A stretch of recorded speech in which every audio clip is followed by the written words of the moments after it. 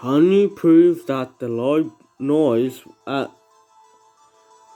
11:50 was indeed a gunshot? Please show the court evidence if you have any.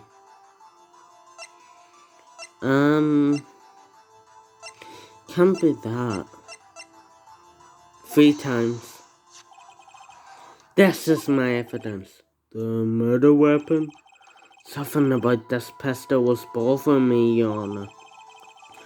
Both of the witnesses who testified yesterday heard 2 gunshots. However, the murder weapon was fired 3 times. When then was the last shot fired? Only now I've realized the truth. That first shot was the shot Lloyd heard just before midnight. Order. That would make sense of the evidence we've seen so far. However, this leaves me wondering what exactly did happen that night on the lake. Exactly. If this is true, there were 2 sets of gunshots separated by 25 minutes. One at 11:50, another at 50 minutes after midnight. Why, I ask you? Why? I better think of something quick. Wait a second. Gunshot separated by 25 minutes. Ah! What's wrong, Nick? I have it. Huh? Remember the case with the steel samurai? Huh? Yeah, of course I remember. The murderer in this case had the same idea as the murderer in that case. What do you mean? Maya. Yes. If we don't figure this out now, we'll never overturn Maya Edgeworth's guilty verdict. I go hunts and I'm going to run with it. Right, I mean, is this safe? Safe?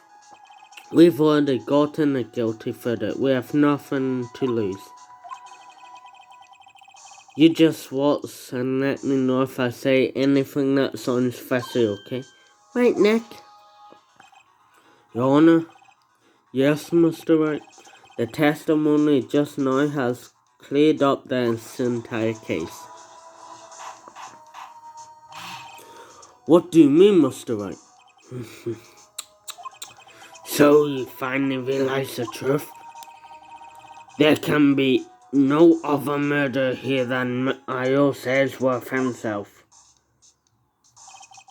Wrong, Farncomer. Manu was shot that night, but it wasn't Edgeworth who did the shooting. Listen, rookie. Take a deep breath and consider the facts. At the moment of the murder, 1 boat was on that lake. This was shown by the witness's photograph. The defendant, Edgeworth, and the victim, Robert Hammond, were on that boat.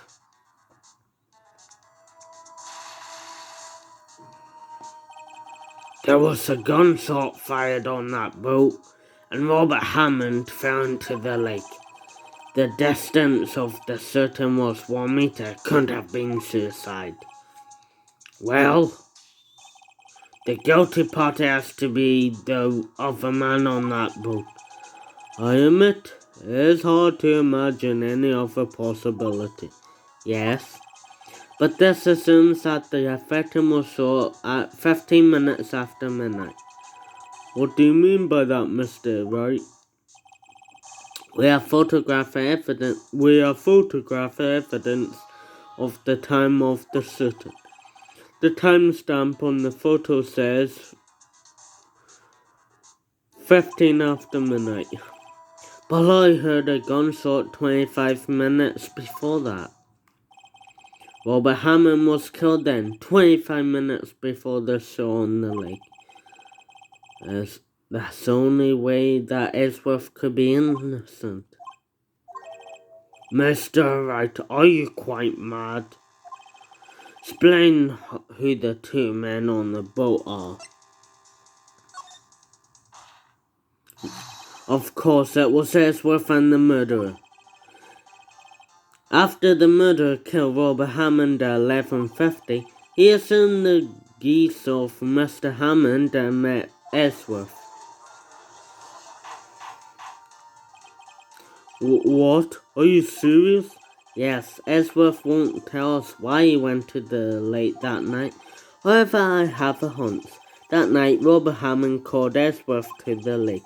No, Ellsworth didn't know Robert Hammond's face that well. That's why he didn't suspect anything when the murderer took Robert Hammond's place. I'm not sure what to make of all this. Ludicrous! Mr. Wright, tell us the name of the murderer then. The murderer's name? Right, it's... Well, we don't know. Actually, I don't know the murderer's name. You don't know? Bah, again you waste my time. I don't know because he never told us. The murderer is the caretaker of the boat shop, that old man. At 11:50, he was the one who killed Robert Hammond. The caretaker of the boat shop? Where did he do this? There weren't any boats on the lake then. Why would he have to go all the way out on the lake just to shoot someone? May I suggest the real scene of this crime was not on a boat? What? Well then, where did the murder take place? So the judge where the murder really took place. Well, has to be the boat shop. Here, of course, the boat shop where he lives. The way he can meet with the victim without anyone seeing. Do you have proof that the boat shop was the scene of the crime?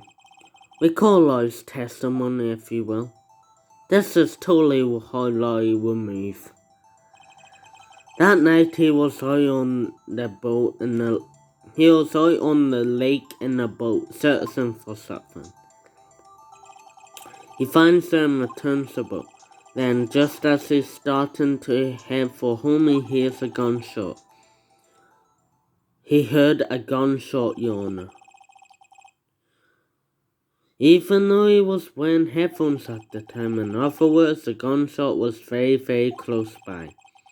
And where would that be if he had just returned the boat? The boat shop.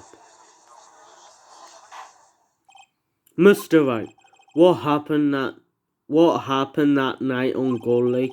Please tell the court from the beginning. Yes, Your Honor. Nick, are you sure about this? Not really. But I think if I start at the very beginning and I take it so, I might just be able to figure this out. That night, the caretaker of the boat shop called Robert Hammond to his shop.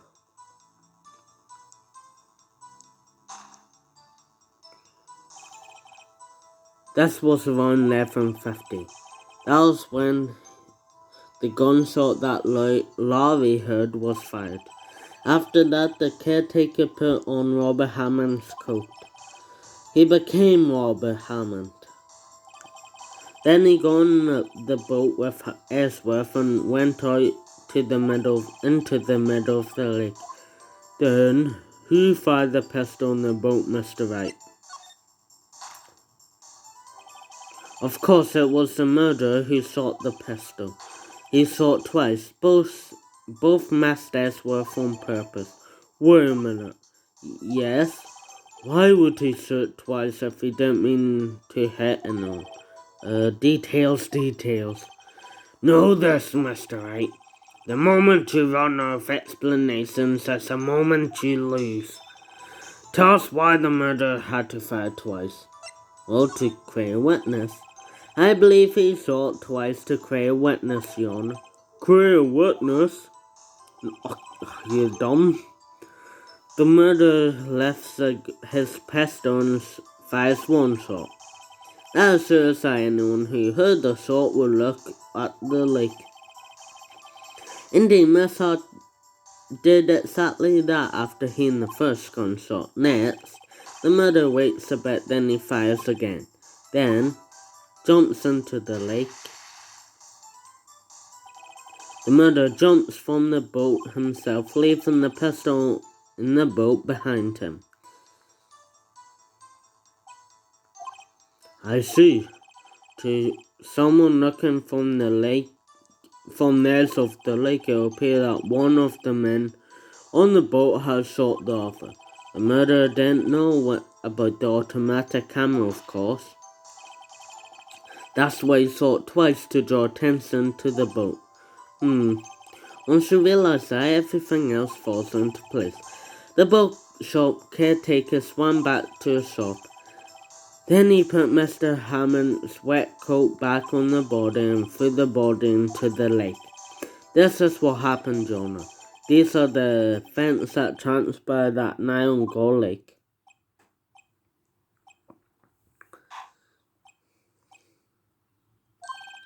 Bailiff, bring out the witness from before.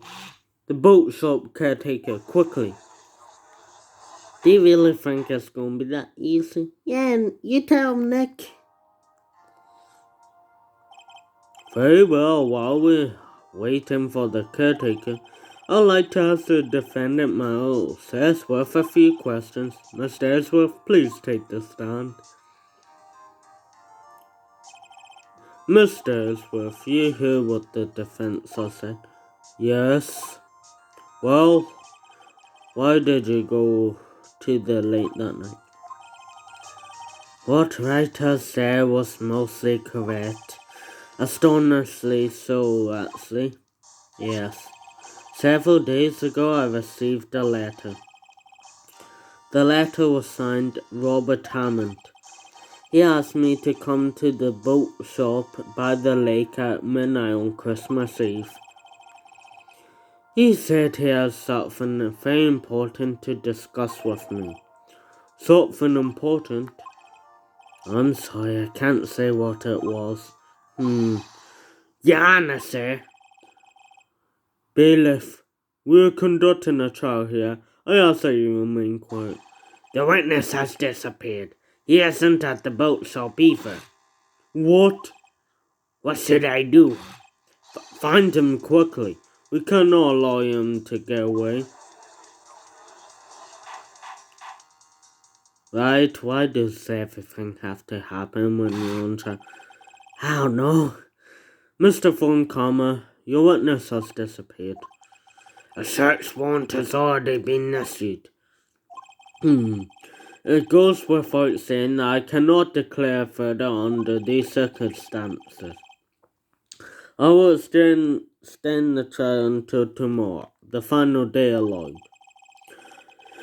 I request that the police department utilize all its forces to find the witness. Am I understood? One more thing, just who's that bookshop caretaker? I think his identity has become very important to this trial. I want him, and I want to know who he is. Very well, court is adjourned.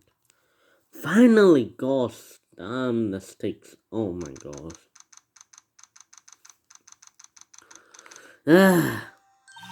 Yay, Nick, you did it. Yeah. Well, at least we got out from under that guilty verdict. And what about Laurie? That was something else. Even Von Kammer didn't know what to do with his testimony. Laurie really helped us out. Sure, once I sifted through his unique testimony. Still, he did save us. I just wish our cases weren't so down to the wire all the time. I know what you mean. Sometimes I feel like it's us on trial instead of our clients. Hey, Edgeworth. Mr. Edgeworth. Did you say something? Don't look so pained. I mean, it looks like you're probably gonna get off the hook. You could try to smile just a little. Relax. I'm sorry, but I feel it's not over for me yet. What do you mean? Right. There's something that has been troubling me for a long time now. And I don't know whether or not to tell you. Ellsworth? No, there's so little time left. I want to tell you to get off my chest, but I can't make up my mind. What is it? That's a boy, Ellsworth. It's a nightmare I've had. Well, we know what it is because it's been mentioned. Memory of a crime that I committed. A crime you committed? Memory of a murder. DL6? Not gonna mention, okay. Well, I mean, we know he's there because he was. Anyway, I'll stop. I'll see you guys in the next one where we'll be doing the final investigation. So I'll see you guys next time. Goodbye.